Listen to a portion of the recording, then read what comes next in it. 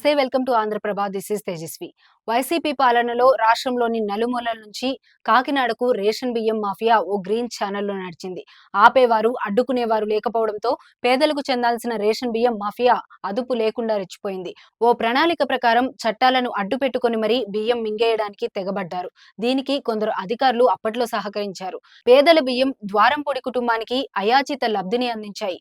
కూటమి ప్రభుత్వంలో ఇక ఆటలు సాగవు. పేదలకు చెందాల్సిన బియ్యం వారికే చెందాలి. ఏ మాత్రం పక్కదారి పట్టినా కఠినంగా వ్యవహరిస్తామని ఆహార, పౌర సరఫరాల శాఖ మంత్రి శ్రీ నాదెండ్ల మనోహర్ గారు హెచ్చరించారు.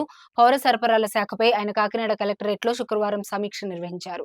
జిల్లా అధికారులతో పాటు రాష్ట్ర స్థాయి అధికారులు సమీక్షలో పాల్గొన్నారు. ఈ సందర్భంగా మనోహర్ మాట్లాడుతూ వైసీపీ పాలనలో వ్యవస్థీకృత మాఫియా రాష్ట్రంలో నడిచిందన్నారు. ఓ కుటుంబం కోసం అధికారులు, వ్యవస్థలు పనిచేయడం ఇక కుదరదని స్పష్టం చేశారు.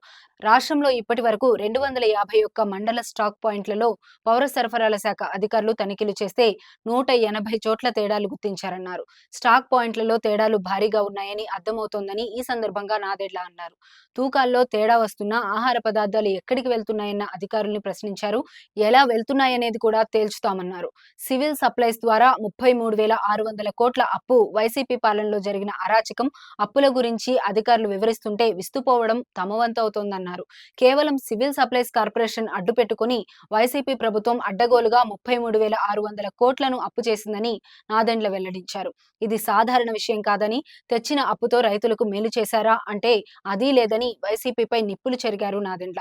రైతులకు సంబంధించిన ధాన్యం బకాయిలను 1,600 కోట్లను పెండింగ్ లో పెట్టారన్నారు. గత ప్రభుత్వ హయాంలో 1.5 లక్షల మెట్రిక్ టన్నుల ధాన్యం కొనుగోలు చేశారని, దానికి సంబంధించిన సొమ్మును పూర్తి స్థాయిలో చెల్లించలేదన్నారు. అదే విధంగా ధాన్యం కొనుగోలు విషయంలో రైతుల కష్టనష్టాలను తీరుస్తామని ఈ సందర్భంగా అన్నారు. సమీక్షా సమావేశంలో ఎమ్మెల్యేలు Vanamadi Kondababu, Pantham Nanaji, Varupula Satyaprabha, civil supplies MD Shri Rampadian, Kakinada జిల్లా కలెక్టర్ షణ్మోహన్ తదితరులు పాల్గొన్నారు.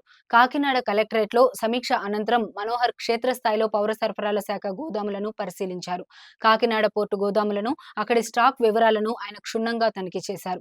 ఈ సందర్భంగా ఆయన మీడియాతో మాట్లాడుతూ, ఇప్పటి వరకు రాష్ట్రంలో 10 ఆహార గోదాములను పరిశీలిస్తే 6 గోదాముల్లో తేడాలు కనిపించాయన్నారు. అక్కడున్న ఆహార పదార్థాల బస్తాలో తరుగు భారీగా కనిపించిందని వెల్లడించారు.